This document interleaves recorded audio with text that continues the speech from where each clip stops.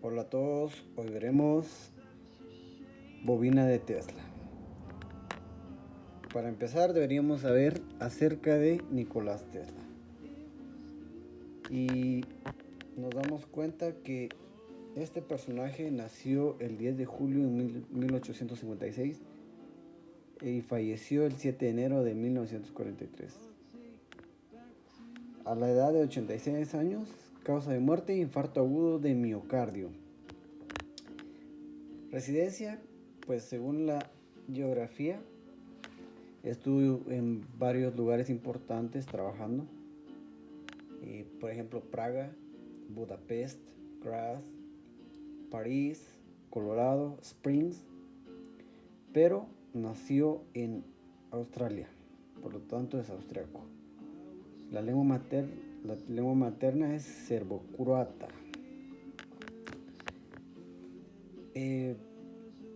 La pasada biografía nos damos cuenta de que también tuvo contacto con Thomas Alva Edison, que en su momento fue uno de los grandes protagonistas de la electrónica, siendo uno de los grandes personajes que aportaron. Por ejemplo, la bombilla eléctrica fue de los aportes más importantes de Thomas Alva Edison. Y de sus aportes, como estábamos hablando, está la bobina de Tesla, iluminación inalámbrica, generador oscilador a vapor, sistema polifásico, experimentos con rayos X. Cabe recalcar que estos son de los más importantes, de los más relevantes de los aportes. Sin embargo, existen otros y que fueron patentados por él mismo. En su momento se podría decir que no se le tomó la seriedad que necesitaba. Algunos inventos quedaron en el olvido porque la historia sugiere que este autor estaba muy adelantado a su época. La tecnología que él hacía estaba muy adelantado a la época. Por ende, algunos personajes no le tomaron la seriedad debida y murió a los 86 años sin tener ninguna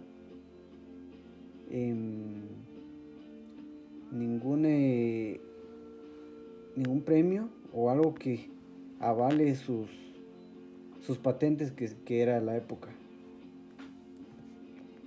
¿Qué es una bobina de Tesla? Es un tipo de transformador resonante.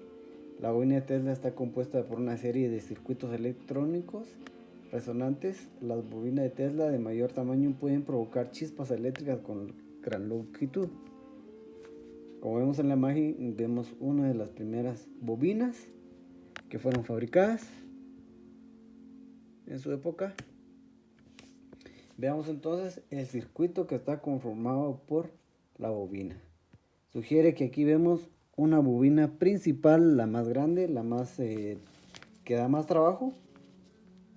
Sin embargo, es de las principales, como ya mencioné antes. Tienen que conectar al centro del transistor. Puede ser 22A o algún otro que veremos más adelante.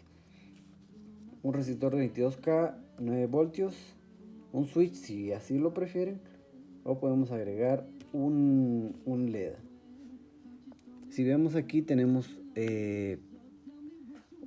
un ñodo. Es importante saber que la bobina secundaria tiene que tener el mismo sentido de giro para que pueda funcionar. Debido a la alta tensión que genera, produce ruptura dieléctrica del aire, que significa que el aire se vuelve conductor y por eso se genera un arco eléctrico. La rigidez eléctrica o rigidez electrostática es de mayor límite de la intensidad del campo eléctrico, en el cual el material pierde su propiedad aislante y pasa a ser conductor, se mide en voltios por metro, voltios sobre metro. La energía que genera la bobina de Tesla es capaz de excitar el gas que hay dentro de una bombilla de neón o un fluorescente y se produce una emisión de luz. La explicación de este fenómeno es completamente cuántica. Al excitar el gas, sus electrones se mueven a las capas superiores e inmediatamente vuelven a su estado energético original, emitiendo el exceso de la energía en forma de luz. La bobina de Tesla funciona como una onda de radiofrecuencia. Tiene una frecuencia con la que va cambiando las cargas positivas a negativas, por la que radia una onda electromagnética. Vemos ahí una onda electromagnética que va moviéndose de positivo a negativo y de negativo a positivo. ¿Qué materiales usamos a la hora de fabricar nuestra bobina de Tesla casera? Estos son de los más importantes o de los más relevantes que podemos ver en la imagen. Primeramente tenemos un switch, si así lo prefieren. Si no, también podríamos trabajarlo de forma directa sin necesidad de usar un switch. Un resistor de 22K,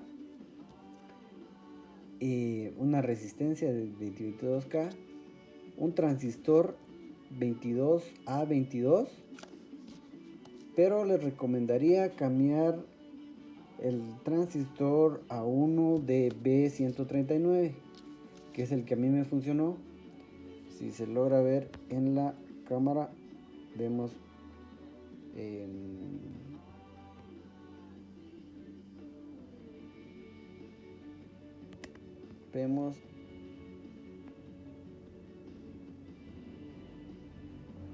el transistor, que es un BD139. También un acople para la batería. Se me olvidó, podríamos usar una batería de 9 voltios. Y si así lo preferimos, podemos agregarle 2 baterías para poder tener 18 voltios. Un tubo de PVC, cinta aislar. Para mí el material más importante es el cable magnético de 0.5 o 5 décimas de milímetro de grosor. Cable de 1 milímetro y estaño y su debida pomadita. Procedimiento: enrollamos el alambre. Vamos aquí viendo el experimento. Enrollamos la bobina principal alrededor de un tubo sin dejar espacio entre hilos. Una vez cubierto el tubo, pegamos el transistor. Todo esto que sugiere al siguiente está dentro de la carcasa o de la base.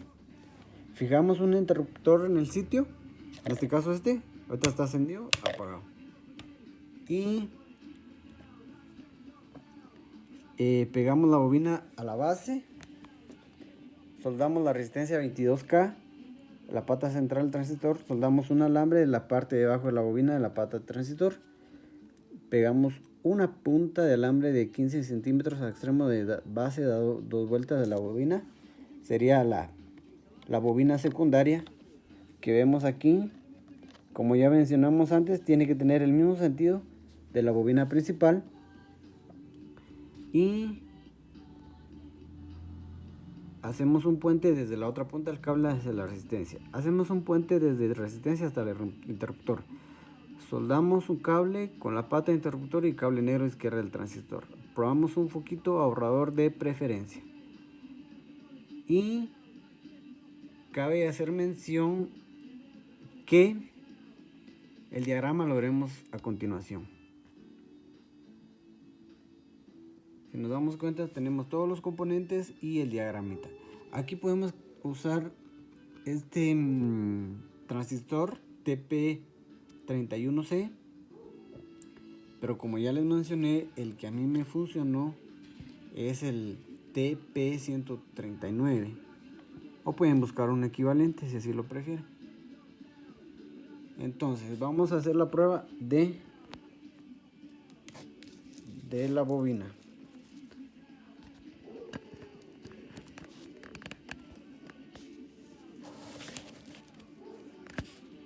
Podemos ver aquí,